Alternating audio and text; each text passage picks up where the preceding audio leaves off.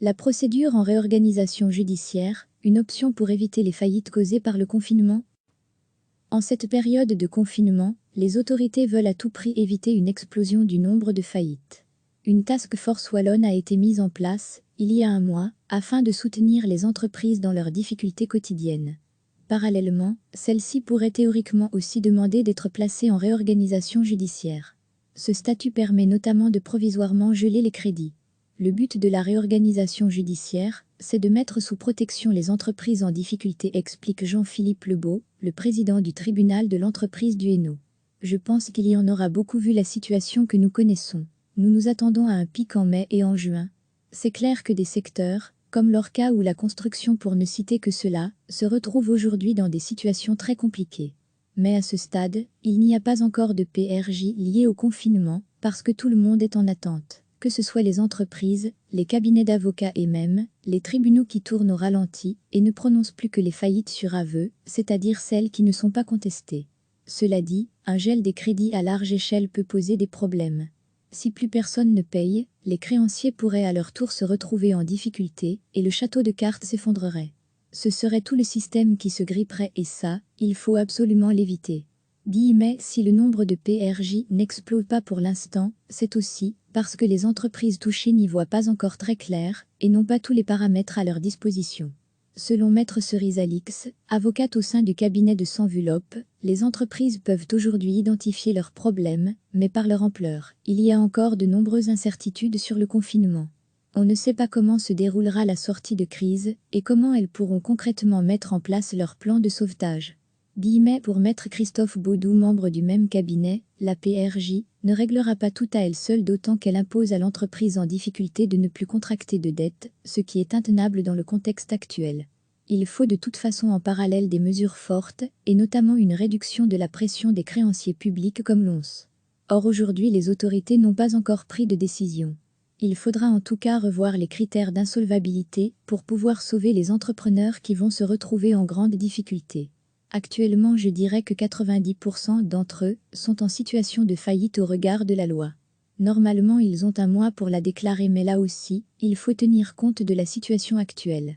Enfin, je pense qu'il faut également alléger temporairement les conditions pour pouvoir introduire une demande de réorganisation judiciaire.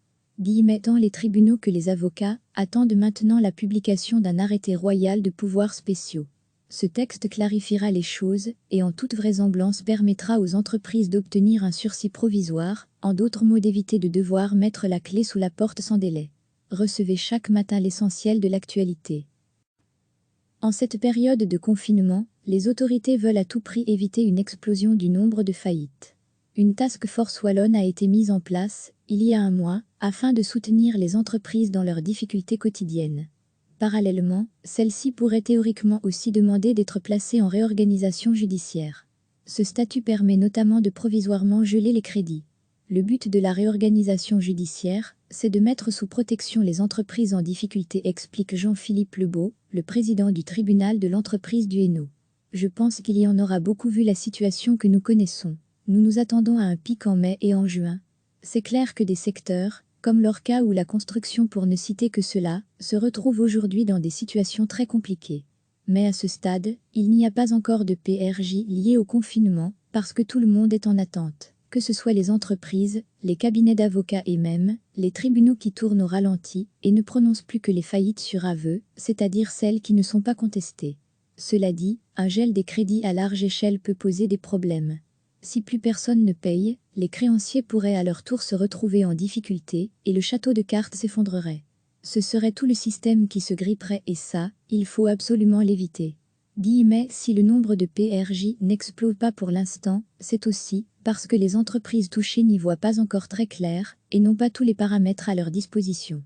Selon Maître Cerise Alix, avocate au sein du cabinet de Sanvulop, les entreprises peuvent aujourd'hui identifier leurs problèmes, mais par leur ampleur, il y a encore de nombreuses incertitudes sur le confinement. On ne sait pas comment se déroulera la sortie de crise et comment elles pourront concrètement mettre en place leur plan de sauvetage. Pour Maître Christophe Baudou, membre du même cabinet, la PRJ ne réglera pas tout à elle seule, d'autant qu'elle impose à l'entreprise en difficulté de ne plus contracter de dettes, ce qui est intenable dans le contexte actuel.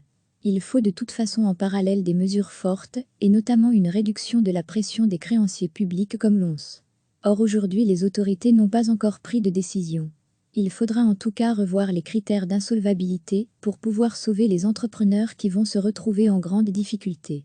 Actuellement je dirais que 90% d'entre eux sont en situation de faillite au regard de la loi. Normalement ils ont un mois pour la déclarer mais là aussi, il faut tenir compte de la situation actuelle. Enfin, je pense qu'il faut également alléger temporairement les conditions pour pouvoir introduire une demande de réorganisation judiciaire. Tant les tribunaux que les avocats attendent maintenant la publication d'un arrêté royal de pouvoirs spéciaux. Ce texte clarifiera les choses et en toute vraisemblance permettra aux entreprises d'obtenir un sursis provisoire, en d'autres mots d'éviter de devoir mettre la clé sous la porte sans délai. Cliquez sur s'abonner pour recevoir les dernières nouvelles.